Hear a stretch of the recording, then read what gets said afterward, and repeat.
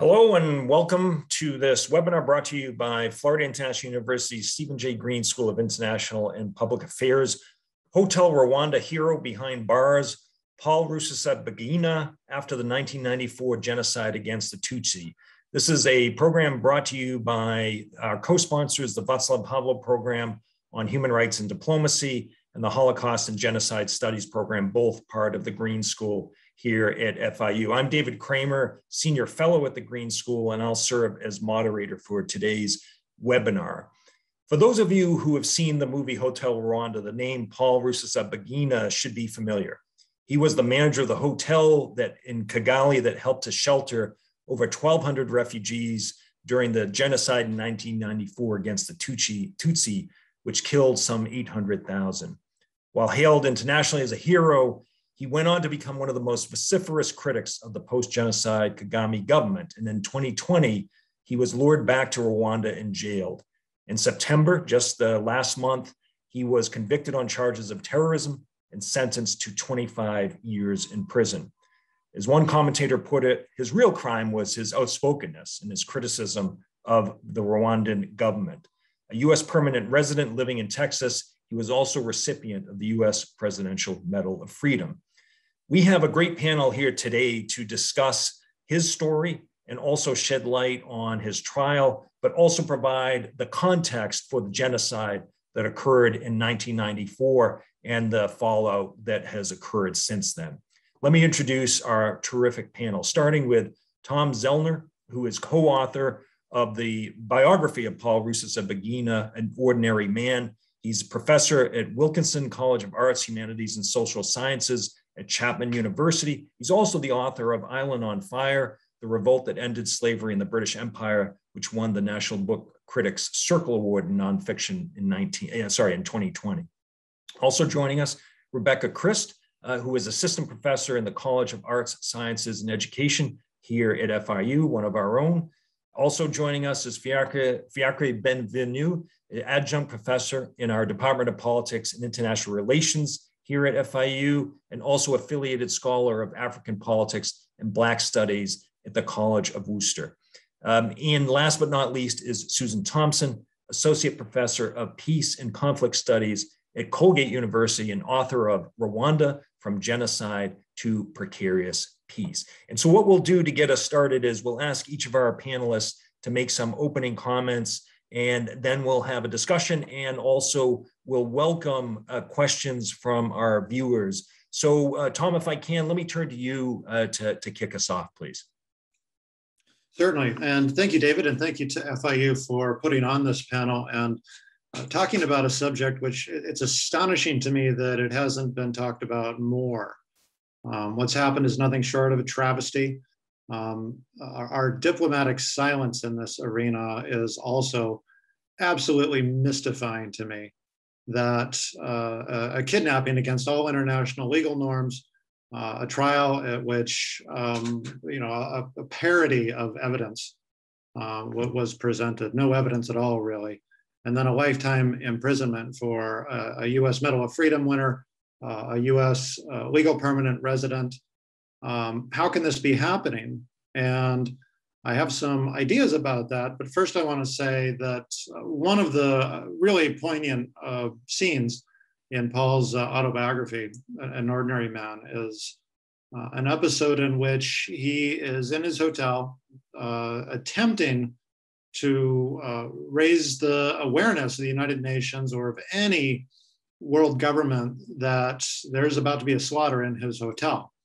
And he gets on one of the only working phone lines in the hotel, which happens to be a fax machine that the lines weren't cut, and manages to get through to somebody at the White House who doesn't understand who this person is, can barely locate Rwanda on the map, gives him the federal runaround and says, yeah, we'll get back to you. And of course, they never did get back to him. And this is, in my view, Paul Rusesabagina once again being blown off and abandoned by the United States. Now, he and I partnered on his autobiography, and he, as you've said, David, went on to become a vociferous critic of the Kagame regime. We did not agree on this. actually. Paul's going to do what Paul's going to do. That's a given. But we had several conversations after the book came out and after he went on a speaking tour and just unloaded on Paul Kagame. And we had conversations in which I said, look, part of the reason why you were so successful in doing what you did against great odds during the genocide was that you were an in-between figure. That is to say, as a son of a Hutu father and a Tutsi mother, you sort of straddled the boundaries. You straddled the boundaries in between your guests and the genocidaires outside the gates. You may have a beef with Kagame, but is it really wise to go off like this? Are you contradicting the almost Nelson Mandela-like bridge figure that you were able to achieve? And he wouldn't have it. Whenever he would tell me about the abuses of Paul Kagame, I would close my ears. I didn't want to hear it. I thought that Kagame was, of course, heavy-handed, but deserved credit for all the things that he, arguably still deserves credit for. And I had mainly the prevailing view of the West, in that Kagame was the necessary person at the necessary time. And, you might not love him, but let's work with him. All right, but I'm not one to sort of tell Paul what to do when it comes to matters in his country. I'm from Tucson, Arizona. I really have no, stake and not stake, but I have no expertise here. So, that was that. And Paul went on to do what he went on to do. I don't love it that he was involved with the FLN, the opposition party. I think that was in some ways beneath him. But any honest look at the evidence will tell you he did not do what he was accused of doing. So we can fault him for perhaps a poor temperament, but we cannot fault him for quote unquote terrorism. That's ridiculous. So that's, I think, for me, a starting point here. And I'll close my opening remarks just by saying it sends such a dangerous signal for the United States and the rest of the West to make mild, sort of mutters of disapproval about this. This is bigger than Paul. This is about, this is even bigger than Rwanda. This is about the ability of totalitarians in an increasingly technologically enabled surveillance society to silence their critics. We are going against almost 200 years of democratic tradition in the United States by kind of like letting this one go, letting Kagame have a free pass. This not only gives Kagame license to further persecute his critics abroad, this gives a sign to dictators everywhere that if they want to kidnap someone who's under US protection, go for it. I can't imagine a figure more deserving of State Department outrage when it comes to their kidnapping and mistreatment. And so far, it's been so disappointing, so weak, so pathetic. Ned Price said he was concerned. Ooh. I mean, forgive my sarcasm here, but this is, for someone like me who went out and knocked on doors for Joe Biden in my home state of Arizona, this is one of the most disappointing elements of this presidential administration. I'll leave it at that. Tom, thanks very much for those passionate remarks. Appreciate it. Rebecca Christ, if we can turn to you next, please, that would be great. Yeah, thank you. Thank you so much for the invitation to be here today. And thank you to the other panelists for your remarks and discussion today. I'm sure to learn a lot from all of you. Being an educator rather than a political scientist or a journalist or a lawyer, for example, my participation on the panel today will focus not on the arrest, trial, and conviction of Mr. Paul Rusesabagina, because that's not within my expertise, but rather I'd like to focus on thinking about his story, or more specifically, the story told about him through the film Hôtel Rwanda, and how that narrative may complicate and or influence education, the teaching and learning of the 1994 genocide against the Tutsi. Hôtel Rwanda has become one of the, if not the story of the genocide in Rwanda to many in the United States. And I must admit that for me, the movie Hôtel Rwanda was, as far as I remember, my first real introduction to the genocide in Rwanda. And we can also see the reference to Hôtel Rwanda was even used in the title of this panel, probably and perhaps successfully, to get the attention of a larger audience who might not know the name Paul Rusesabagina, but can recognize the mentioning of the Hôtel Rwanda hero. This singularized narrative of the genocide is problematic on many fronts. Not only is the film Hollywoodized, but it can also lead to misunderstandings of the complex histories that led to the 1994 genocide against the Tutsi, and the complexities of the events that occurred during and after the genocide as well. Many scholars, more specifically focused on this area than I am, have looked into this film, its impacts, and learning from it. But for the sake of time today, I'll just mention that in passing. But with this trial and conviction of the story of Paul Rusesabagina, or what people think of as his story, has once again been brought to the forefront. And I'm not here to debate whether or not the stories that he told in his autobiography are true or not, but I'm here to hopefully problematize the fact that this story is the one that most Americans will fall back on when thinking about the occurrences of the genocide against the Tutsi in 1994. And this, for me, is a problem. For example, recently I got the chance to look at the coverage of the genocide in Rwanda in 2 world history and geography textbooks, both published in 1994. 1994 is on my mind. Published in 2018. One textbook published by Pearson and one published by McGraw-Hill. Both of these textbooks are approved for adoption in the Virginia State course entitled World History and Geography 2 since 1500. Both textbooks use the word genocide in reference to the occurrence in Rwanda, which is an improvement from other textbooks I had previously looked at a few years ago. However, the scant discussion, approximately 4 paragraphs in one textbook and about 2 non-consecutive paragraphs in the other, does not give our teachers and students a lot of content to work with, and definitely not a more complex narrative of the genocide than the one portrayed in Hôtel Rwanda. Additionally, in a recent analysis of state legislation suggesting or requiring the teaching of the Holocaust and genocide in US schools, my colleague Brandon J. Haas and I found that the 15 states that had legislation at the time, and now there are a few more because the legislation is increasing, only 3 states specifically mentioned Rwanda.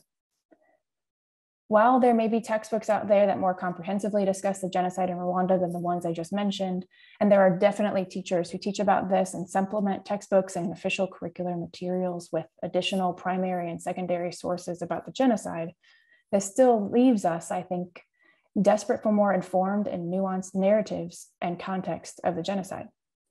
One of those areas that I think we need to continuously interrogate with nuance is how people, individually and collectively, and how nations respond to crisis and genocide. Deborah Britzman in 1998 wrote a chapter entitled The Lonely Discovery, Anne Frank, Anna Freud, and the Question of Pedagogy, where she discussed the teaching and learning of what she called difficult knowledge. Learning about difficult knowledge is difficult. How do we do it?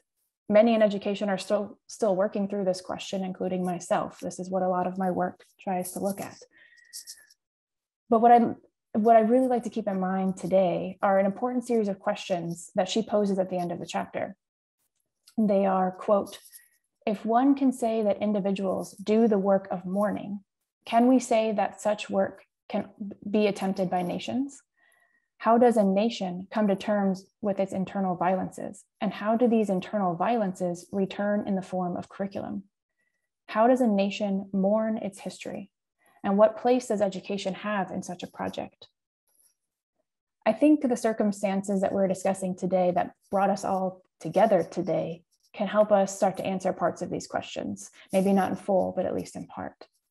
So I would like us to keep these questions in mind today as we continue our discussion, and I hope that my participation on this panel can help to remind us all about how these items that we are discussing today may impact larger conversations about genocide education in the United States and perhaps across the world.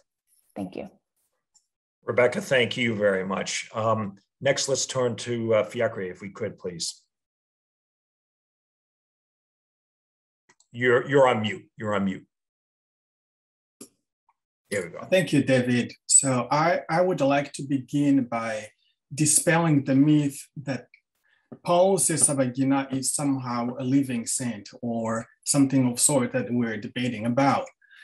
It's quite possible in the course of his life, Paul Rusesabagina has indeed done some good things. I'll give him that. But as the previous speaker, Dr. Rebecca Christ, alluded to it, in both Rwanda and here in the diaspora, I am aware, quite familiar with a literature that contradicts his story. The story that he saved single-handedly over 1,200 survivors, that topic is a subject of unsettled dispute. And here, single-handedly being the operative word, and really the basis for his acclaimed heroism. There's a book written by Edouard Kainamura, who was a contemporaneous witness who survived the genocide at the Hôtel. And in the book, along with his co-author, Kerry Zokas, Edouard Kainamura systematically deconstruct, he and his co-author, the premise of the movie that one man indeed single-handedly brought all these victims in the sanctuary, saving their lives. I will also preface my remarks by saying that I personally didn't like the movie. I think it's a quintessential Hollywood entertaining product. It does not come even close to encapsulating the general plight of the victims during the genocide. It's completely devoid of historical considerations. It stays far off the reality of the genocide as lived by the victims. The story of one man eats up the whole substance of the time. I wouldn't assign it to my class as a learning material, but it remains a great work of art. It aggrandizes the protagonist in proportions that I find off scale. It's too self-important, but has unfortunately printed itself as the standard reference for virtually all there is to know about Rwanda and the 1994 genocide against Tutsi, which it simply isn't. But we're here to discuss the meaning of Paul Rusesabagina's recent judicial fate in the context of Rwanda's post-genocide order. What does it mean? What does the wave of reaction we see mean to the people of Rwanda and also to us, students of this phenomenon in academia? And I want to, in attempting to answer this question, I really want to make 3 points here. The first one is the first is a legal one, and is about the charges themselves that were brought against Paul Rusesabagina, and for which he was convicted, or of which he was convicted, rather. What was he first accused of and then convicted of? And what was his defense? Let's begin with his position. For all these years, Paul Rusesabagina has cast himself, and by his friends in Belgium, France, and the United States, as this sweet, virtuous, innocent champion of the people of Rwanda. And he's been wrongly put through a Kafkaesque legal process in which the Rwandan government has refused him justice, and that the charges he was recently convicted of had no foundation. A story of persecution that he and his friends have been trying to persuade the world that he's fallen prey to. But when one looks up close, really when we look at his deeds in the last decade and actually before, at least us who are inclined to do so, and based really purely on a file that of over 3,000 page worth docket that were brought, exhibited in the court, and for us who monitor this court, the proceedings, which was also a result of almost a decade-long investigation supported by the Belgian investigation services, but also the FBI and the Rwandan Investigation Bureau. We see a different person. I see a very secretive person. He's a fascinating character to study. A person to an extreme is the opposite of the person he wants people to think he is. I mean, in appearance, it's this image of a peacemaker, the straightforward, honest, decent person.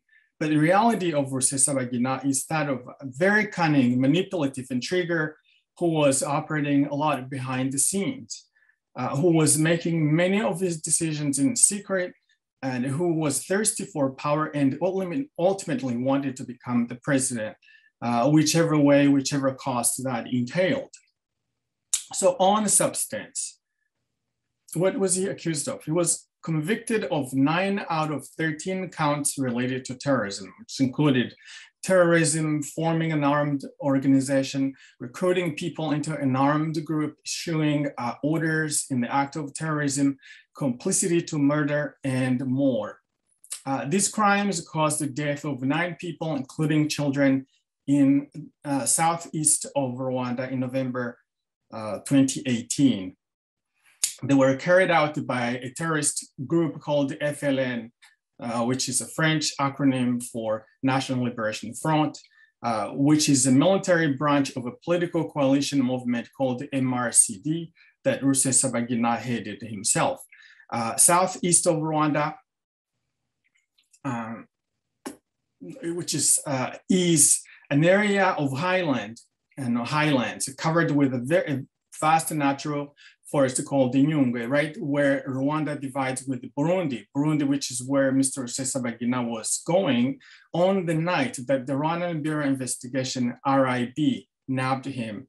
So the geography of that area makes it prone to this kind of insurgency movements to hide. They sneak out at night, inflict damages on the public order, sneak back in the forest, and repeat it over and over. I know this area very well because I spent 3 years of my high school. And actually one time in 1996, we were attacked by the Interahamwe genocidal militiamen at the time, and they killed 3 of students in my school.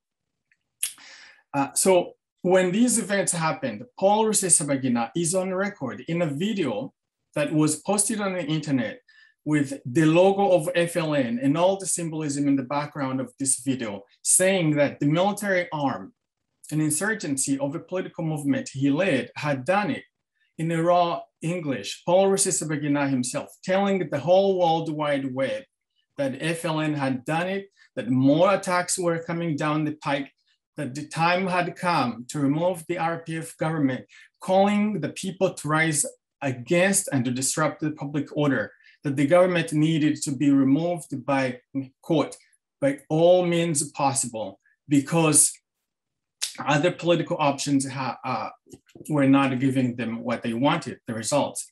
This is him calling to overthrow a sovereign government, a political system whose very foundation roots in the fact that it ended the genocide. And instead, he's claiming responsibility for the attacks and calling what he describes as our youth, which is a heavily charged code word that we see used back in the 90s. If we could just wrap this up and then we can come back, but go ahead and wrap up if you would, please. Sorry. Okay. Mm-hmm. So I believe this is where the investigation, the prosecution came up with the language of indicting him or charging him with crimes related to terrorism.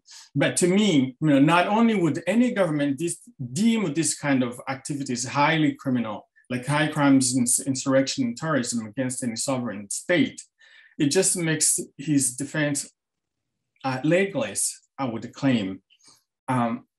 We know that civil war is a disaster to any country, and any country that experiences them is utterly traumatizing.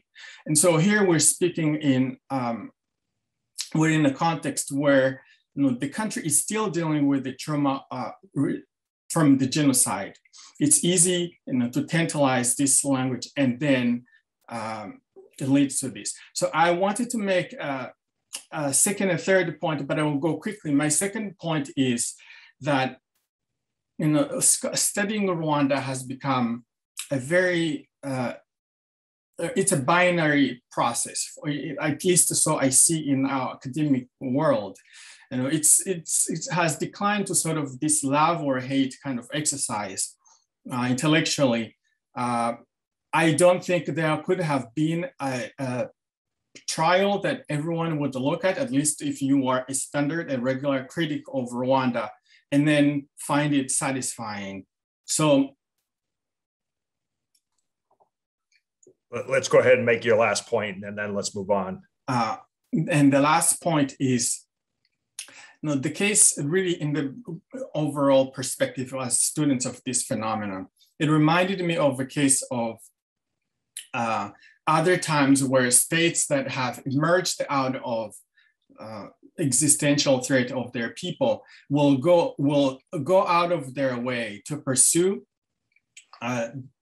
this kind of activities, but also to pursue justice. This is certainly the case of, I will have time probably to go back to it, but it would be claimed in the case of the United States after 9/11, or Israeli, Mossad intelligence of Israel back after the Second World War, when they went after Adolf Eichmann and nabbed him in Argentina and tried him in Jerusalem. And certainly the case of Rusesabagina exemplifies the same sentiments that states play when they feel that they are under this kind of existential threat. So I will leave it there and maybe get a chance to elaborate. Fiacre, thanks very much. Sorry to cut you off. Let's go to Susan next, please. Good afternoon, everyone. Thanks for having me. Thanks for the invite. I just wanted to make sort of some contextualizing remarks based on what I've heard. So I will be looking at my notes as I made notes as individuals were speaking. One thing here, I want to be really clear about the Rusesabagina case. It is exceptional in some regard, and it's quite ordinary in others. The Rwandan government, whether the Habyarimana government before the genocide, the RPF Kagame government after the genocide, does have a political culture of elimination. So we do see opposition being treated, I think, differently under the RPF because we just have more technologies at our disposal.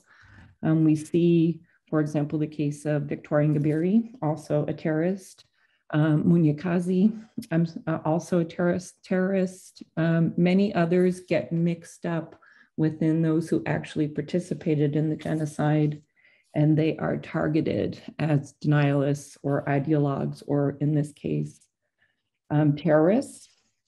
And I think that's pretty interesting just as a matter of political culture and the way that different political regimes have dealt with the opposition, whether it's a Hutu-led government dealing with a quote unquote Tutsi opposition, or a Tutsi-led government dealing with a Hutu opposition, as we see in this case. And I know some in the audience are going to say we don't have ethnicity in Rwanda anymore.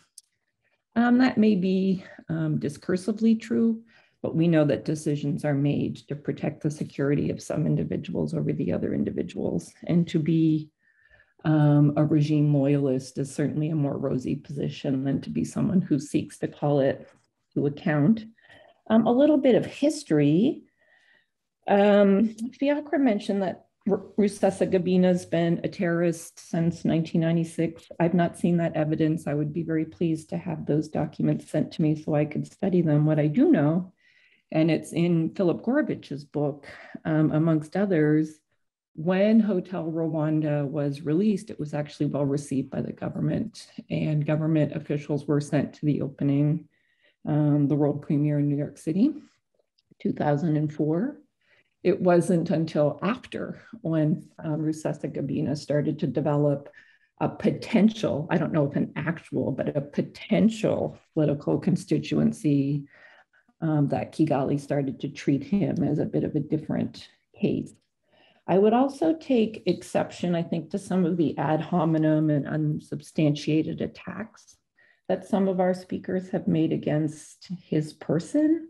I don't think it does anything to help us understand as social scientists why a government may choose this tactic or that tactic when we rely on ad hominem attacks. I would say to some of the sources that Fiacre mentioned if it's the Tom Indahiro book, he is a member of the Office of the President. I think it bears mentioning that there is a lack of academic freedom in Rwanda right now. There was a mention of the division between pro-regime and anti-regime. I think that's actually far too simplistic a divide. The scholarship is actually far more nuanced, and what we've seen in the last, I don't know, 5 to 7 years, 10 years perhaps, is that individual researchers aren't able to have the same latitude to be able to ask questions of individuals. And if you don't follow regime rhetoric, you can't actually really get your project approved in some cases. And I think the government has troubled the terrain in some way because it's increasingly difficult to do independent scholarship that doesn't feed into the National Research Ethics Boards and other things that I think the government is completely entitled to ask for, just to be mindful that much of the scholarship, not all, there's some very good scholarship, including from people I see in the chat, that really raises questions about how society is progressing post-genocide. And this is one of the points I wanted to make before I heard the comments of my colleagues here. The politics of genocide denialism and the ideology of genocide is used to limit speech. And this absence of speech makes it very difficult for there to be any sort of political opposition. It's intensified to my mind over the last few years because we see the regime turning on Tutsi members who once were members of the RPF, lots of political murders. We see, for example, the imprisonment of Diane Rwigara, amongst other reigning and powerful elites, questioning how Kagame is doing business. And we actually see, if we look back to political history, particularly pre-colonial political history, the political intrigues of today, the discourse, the way that individuals are silenced and removed from the public sphere are quite similar to what we saw in that period, documented, I think, most rigorously by Alison Deforge. Last but not least, since I know we're over time, I want to mention something that Tom mentioned about the United States sort of being a disappointment. I would say that Rusesabagina has been targeted by virtue of being awarded an American Presidential Freedom Medal. I'm Canadian, so I don't know the name of all your medals, but as soon as individuals, regardless of the politics of these individuals, we see them circled, almost encircled, and made a terrorist in the context of rising political profile. So you have this movie that was vaunted, welcomed, appreciated, in part filmed in Rwanda, actually. And then, of course, Rusesabagina himself beginning to understand the politics. And we see this long lineage. It starts with Sesendashonga, and it is most recently something that we see being experienced by Paul Rusesabagina. So just to give a little bit of historical context and to respond to some of the comments that I found troubling. Thank you. Susan, thanks very much for that. Tom, I know you wanted to also respond to some of the comments, and I'll give the other panelists an opportunity to respond to as well. So go ahead, Tom, you flourish, please. Thank you, David. And with respect to Professor Bienvenue, we've heard a lot of disinformation just being spread. I want to echo some things that Professor Thompson has said. First of all, she is correct in stating that that Kigali, and specifically when we talk about Kigali, that's almost always a metonym for Paul Kagame, thoroughly approved of the movie, had no factual quibbles with the story of the Hôtel Mille Collines, rigorously fact-checked by many journalists. It was only when Paul Rusesabagina began to criticize Paul Kagame and began to emerge as a potential rival for power that we saw the smearing, the disinformation, the almost the trademarks of a totalitarian society where you heap lies upon a political opponent, which is exactly what happened, and unfortunately what continues to happen. We had our manuscript for An Ordinary Man fact-checked line by none other than Alison Deforge. who is the preeminent scholar of the 1994 genocide. She found no factual problems with it. Neither did anybody until Rusesabagina began speaking up. This idea of genocide denial, I would challenge Professor Bienvenu, pardon my mispronunciation, French has always been very difficult for me. I would challenge the critics of Rusesabagina to read An Ordinary Man for evidence that there's genocide denial in there, which, by the way, that very phrase is a bit of a catchphrase of the autocratic regime in Kigali, used to slime its critics. Rusesabagina's view of the 1994 genocide is not substantially different from the one put forward by the president. That's important. I'd also just say, again, in reference to his story, he never said that he single-handedly saved those people. His autobiography gives credit across the board. He's incredibly self-effacing in that autobiography. You know, the idea that he's a Hollywood hero. I mean, Rusesabagina himself will say that, you know, Hôtel Rwanda does employ Hollywood conventions for Hollywood purposes. You know, it's very close to the facts, but it is based on a true story sort of a thing. And that's just the arc of Hollywood movies. If you want the real story, read An Ordinary Man, or read what Human Rights Watch said about the genocide, and in fact said about the events at the Mille Collines.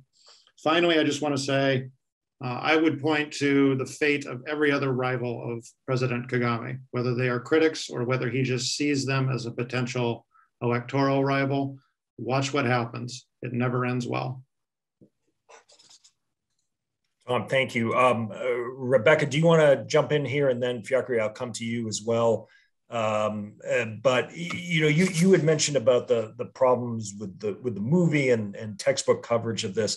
So what would be your solution to that problem? And you're on mute. Yeah, I knew that was going to happen at least once here.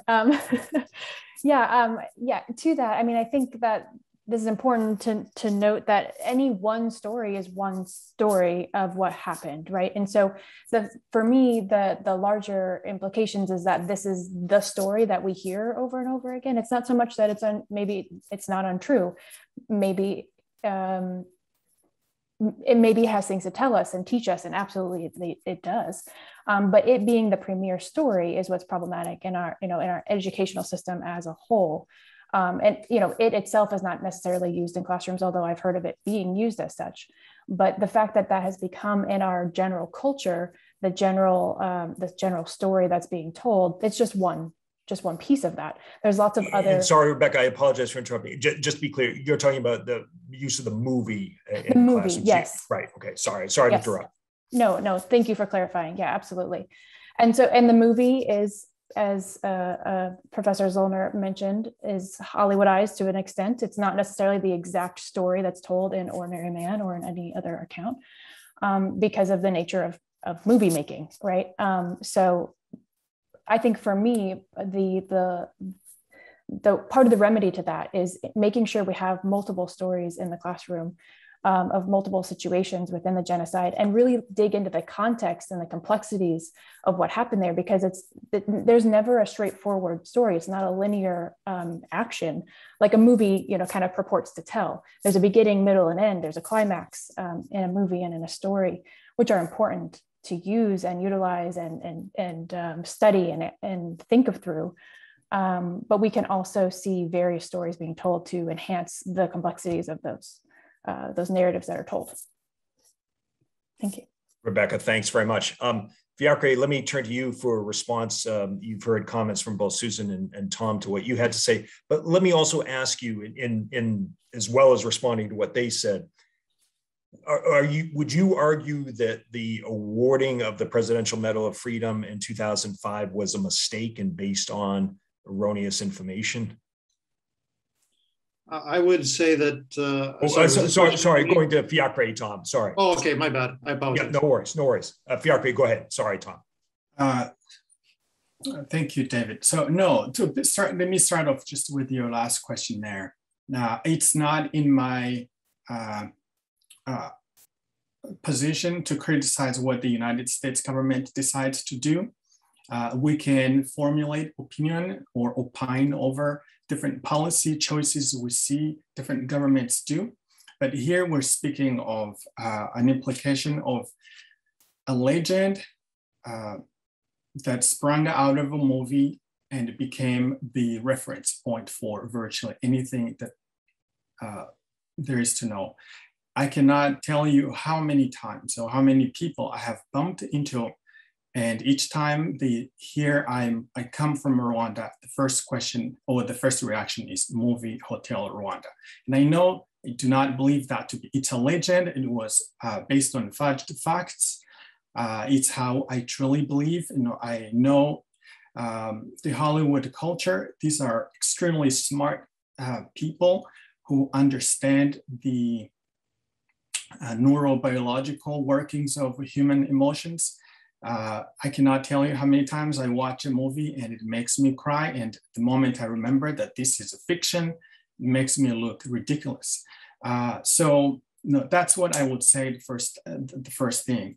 But a legend was made out of a movie, and out of that it became an architecture, actually, a zeitgeist for what is out there to learn about Rwanda. And that's all I said. So I want to go back to my earlier point when I was describing in 1996, Dr. Thompson, I want to correct what you heard. I did not say that Rusesabagina was accused of terrorism or launched these terrorist activities in 1996. I was describing the area which is called Kitabi. Actually, this happened in a series of these attacks that began 2016, 2017, 2018, being the culmination of these events out of which brought him to court. So Rusesabagina, I was a student in that area. It's a very hilly territory of Rwanda. It's very easy for this insurgency. Again, it's 1996.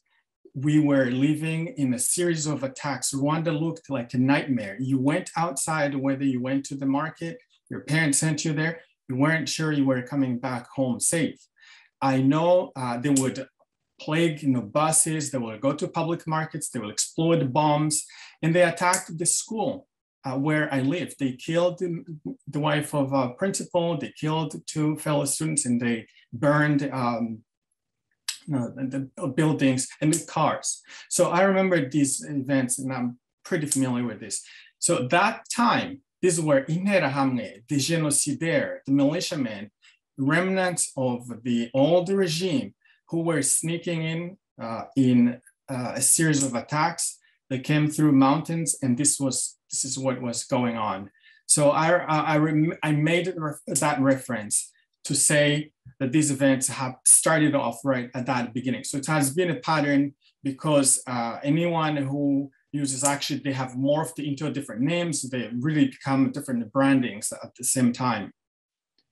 So FLN, which is the military faction of, again, a political coalition, anyone who leaves their country or who leaves Rwanda and has devolved into political ambitions, or they want to pursue something through that channel, they can use them.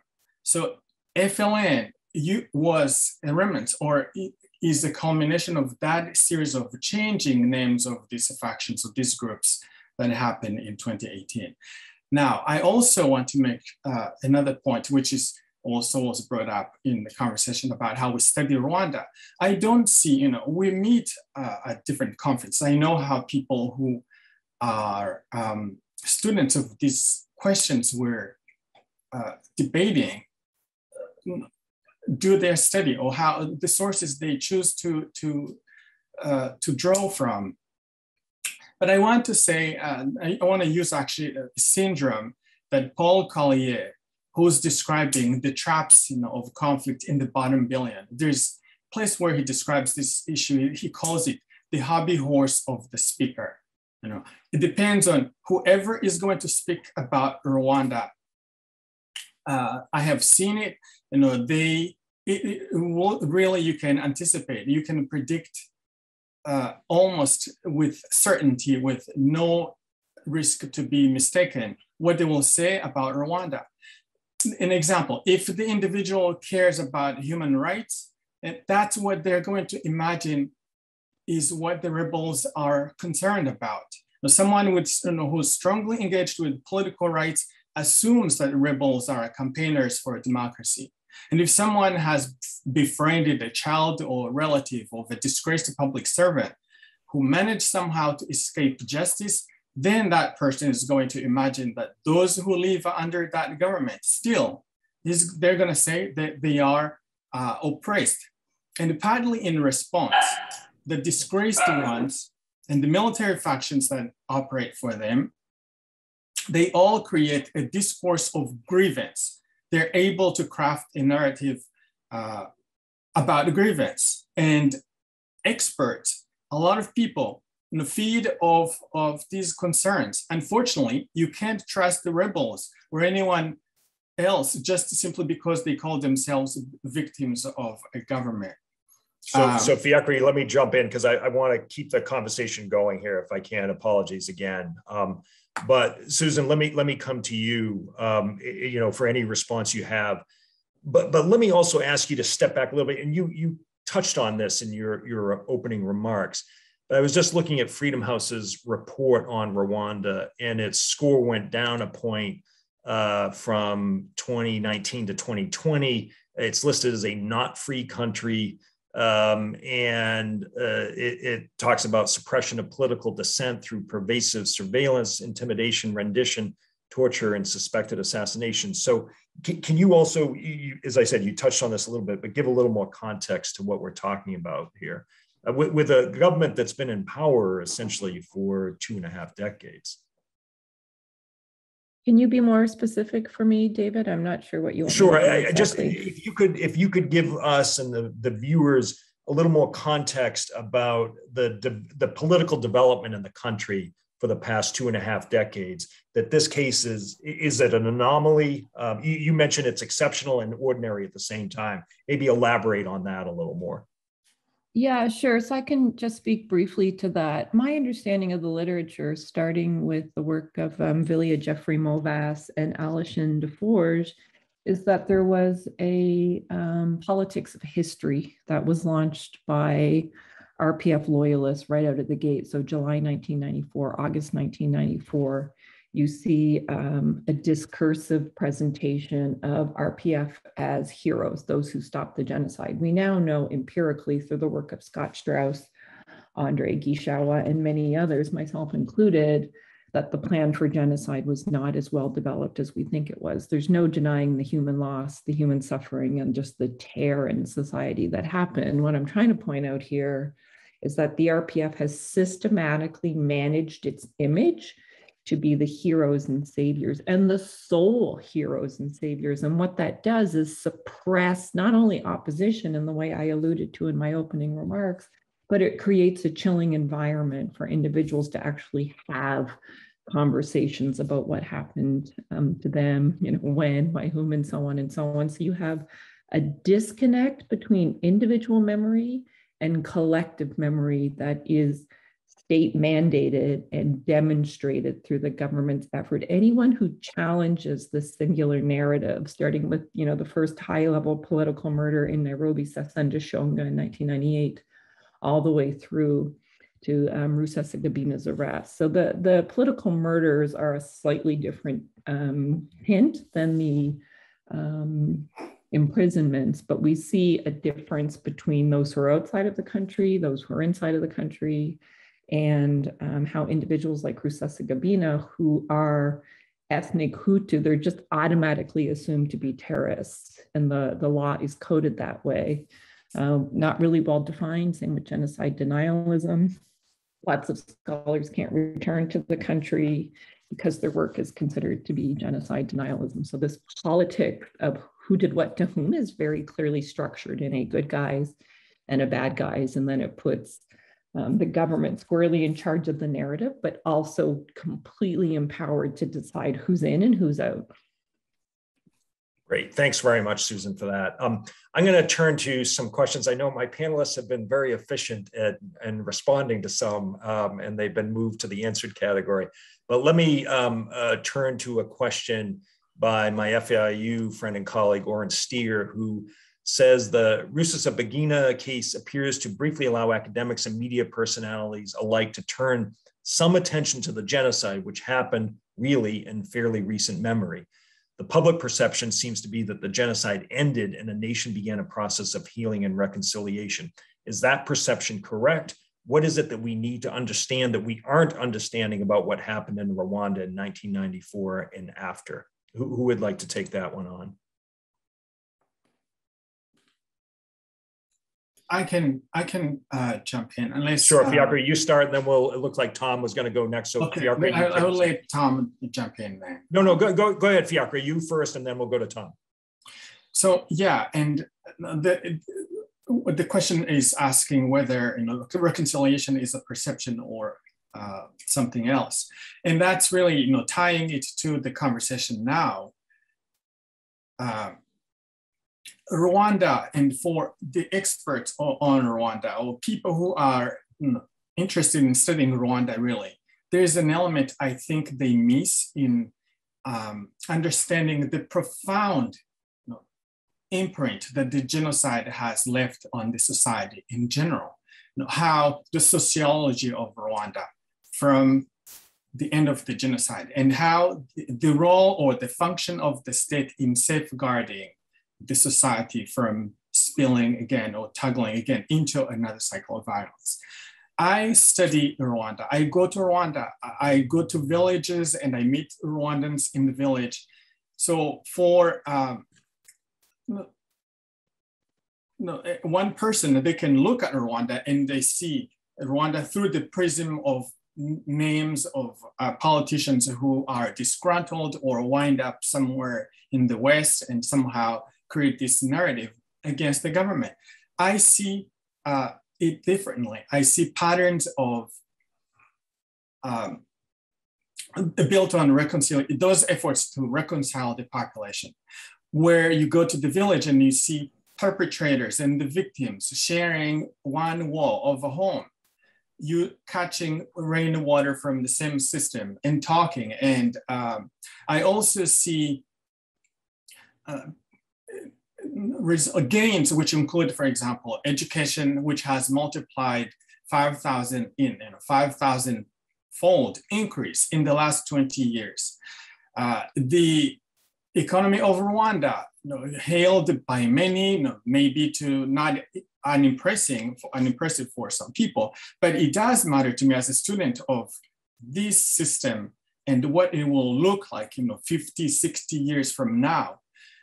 And an economy growing at an average, of 8% in the last 17 years. A government helping the population to get a healthcare system, which is purely really a local solution on built on a mutual reciprocation contributions that cover issues ranging from a cold, but also to major surgery, for example.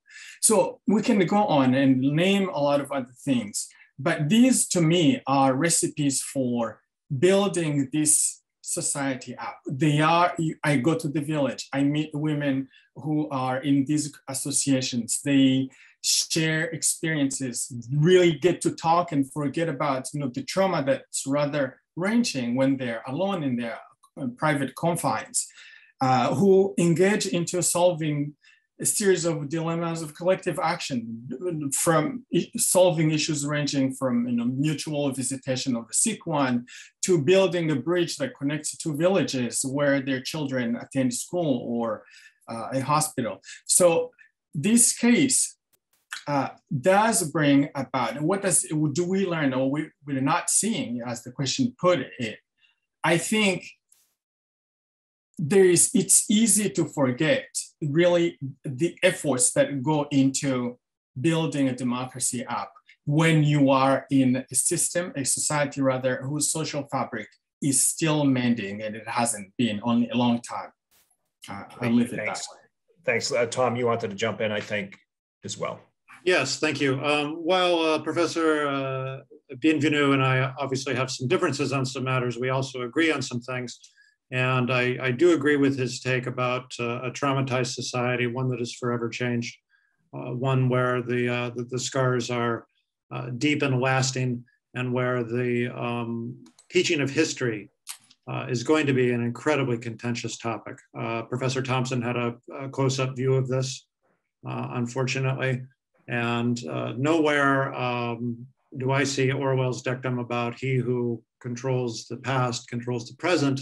Nowhere have I seen that more operative than it is in Rwanda. While we may disagree about what history means in this case, we are in agreement that it is incredibly difficult what Rwanda has gone through.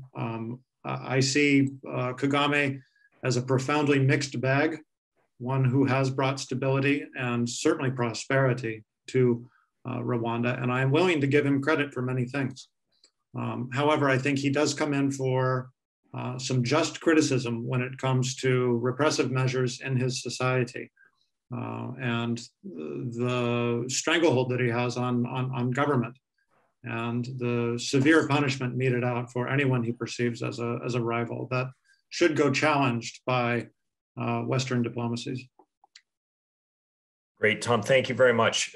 Rebecca, did you want to jump in here as well? And if you, as you're unmuting, I would just actually add one thing that a friend of mine had sent in, Betsy Skip, about the Netflix Black Earth Rising as a useful watch as well. And Susan, I know, chimed in on that too. But Rebecca, please go ahead.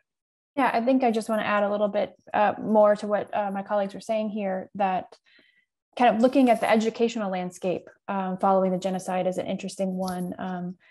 You know, the rewriting of the history narrative and the publication of new history textbooks to be used in their schools, it makes the conversation about whose story is being told a very overt conversation, and I think can be really useful for educators and other scholars to be looking at that process, that the overt and covert messaging that gets wrapped up in our educational systems, and think about those implications for other educational systems like in the United States and Canada and other countries that have experienced other conflicts between different ethnic groups, racial groups, different political divides, et cetera. We can really use those examples to kind of interrogate our educational systems and the messages we send through them. So Rebecca, let me just push you a tiny bit on that if I can. So where does the impetus need to come from to provide more material for students and others to learn on this? And just in terms of in the United States or elsewhere? Yeah, let's start with the United States, yeah. I mean, that's a really good question. I mean, my colleagues and I have been looking at, there's been an increase in legislation about teaching about the Holocaust and genocide here in the United States. And so we've been looking at that. Is that the avenue to go to? What does that lead to? For example, Florida just passed an increased legislation for their mandate that they started in 1994. And that has led to new standards being written. But at what level are we interrogating those standards for these covert and overt messages that are being told through the various standards across curriculum, not just about genocide and Holocaust, but also including those.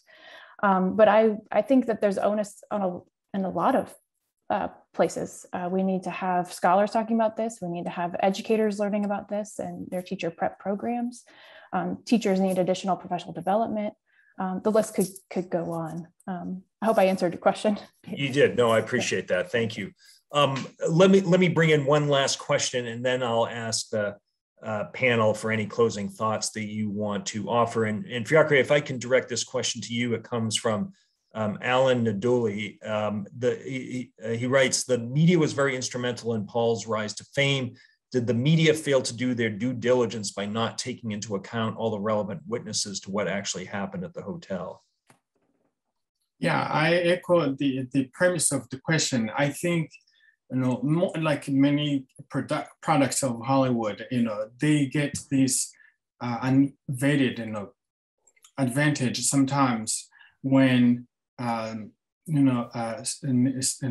talented screenwriter really gets something like that into action, and it really sparks, and everything else then becomes a springboard for everything else we're talking about here. I think media should have done more than just taking it or swallowing it wholesale.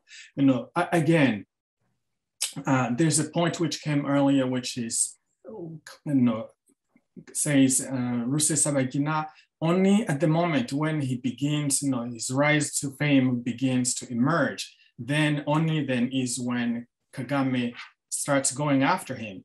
I also want to remind that Rusesabagina left Rwanda in 1996.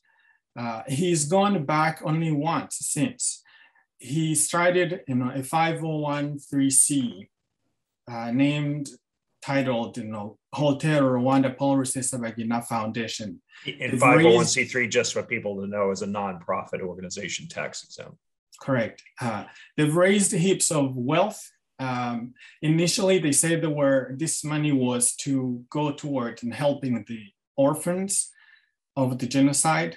Then they have shifted it, and now they say it's to raise awareness. They have not sent money to Rwanda. So really, you know, again, these should be questions that, you know, if in our world was ideal, that should be catching attention of really people with vested interest in these questions of, you know, turning knowledge into some kind of social change, but it hasn't happened. So, and there's also a question actually, but this is, you know, probably beyond our topic today, but Rusesabagina was also in record, and he has been in court supporting, actually being as a support witness to the genocidaire in Arusha, but also in London. So he's held positions and with language of equivocation. It's really unclear what he thinks. I know the book I mentioned early on, you know, he documents how in one of his interviews, he's saying that it was called only genocide because they had no other choice, but we will see in the future if it should be deemed to remain so. So these are questions that media should be really taking into account. Yeah, I hope I have answered that question. Yeah, thank you. So I'm gonna bring this to a close and ask, let's go in reverse order that we started. Susan, if I can start with you for any brief closing thoughts on this before we close. Thank you. Yeah, I would just make a methodology point. One person's experience is exactly one person's experience. It is the work of scholars to provide context, and we should not forget that in our effort to, what was Tom's word, slime, I think, Rusesabagina. It's not helpful. Fiacre, to you, and then Rebecca and Tom. So quickly, I'll say, you know, what drives me in understanding Rwanda, it's obviously, you know, person's experience. The way I see the world is highly, you know, deeply, substantially informed by my lived experience, but also the kind of curiosity I bring into academic world, and the things I keep discovering, and then the eclectic approach I take, and not just to trailing one system of knowing. So I will say this though. Freud, you know, in his work as a psychoanalyst, you know, father of psychoanalysis, you know, he distinguishes what he calls individual unconscious. It is true that our daily behavior, everything we live, everything we do, are informed by the things that we don't necessarily know, but that are rooted into personal choices. But his disciple, Carl Jung, makes a distinction between that and the collective unconscious, which is, you know, we are a result of the things that have happened in the past. We're a result of history. When you look at Rwanda, I guess a lot of people miss the point that, you know, the dead are still governing the alive. And I'll leave it at that. Okay, thank you. Rebecca, please. Yeah, I just want to thank you all for your remarks today and the audience members for being here and challenging us with some really important questions. I think, as you all can see, we've had a very robust conversation, and there are some things we might agree on and some things that we don't. And there's really, we need a lot more space to really get into all of those things, the nitty gritty, and lots of more information and context. Which is what I would like to challenge us all to think about. How does this translate into our pedagogies, and thinking about how we influence the K-12 system as well as higher ed, and how we talk about these difficult knowledges moving forward. Thank you. Thanks, Rebecca. Tom, last word to you, please. Thank you. I echo Professor Christ in giving credit to FIU for sponsoring an academic panel in which there's actual disagreement. Too many of these sessions turn into backpatting events, and nothing really gets fleshed out. But here we have very clear lines of disagreement, and I find it frankly refreshing. I thank Professor Bienvenu in particular for articulating a strong case. I don't agree with the case. I think a lot of what is being said is straight from the Kagame line. Just of all the many things that I would just sort of underline, I also agree with Professor Bienvenu that Rusesabagina was in fact friends with these genocidaires, and that was the point. That was the entire point of An Ordinary Man, and he was able to do the good that he did by engaging in those discussions and having the dialogue with people with whom he disagreed. I do not find that capacity present in the current Rwandan government. But I do think, again, even those that I disagree with, I think it's important to keep talking. I think it's important also that in order to really judge whether Paul is guilty or not guilty, he needs to have a hearing in a courtroom where the president hasn't decided his fate ahead of time. And so I would encourage anyone who is listening who may take an interest in this to please take a minute or two to write your congressperson, ask them to put pressure on the State Department to secure a release for Paul, even under humanitarian grounds. Tom, thanks very much. And as several of you said, this has been a very lively discussion and debate, and it is, I think, important. And it's the responsibility of a university, in fact, to present different perspectives and to enable people to have a disagreement in a civil fashion and to challenge each other, but to do it respectfully. So that has been accomplished, I think it's fair to say, here today. Tom Zellner, Rebecca Christ, Fiacre Bienvenu, Susan Thompson, thanks so much for joining us today for this excellent discussion. My thanks to my friend and colleague, Ophelia Rakissis, for organizing this, to MTS for putting it together from the technical point of view. It wouldn't happen without them. And thanks to all of you for joining us here today. I'm David Kramer, Senior Fellow in the Green School at Florida International University. Thanks very much for joining us, and have a good weekend.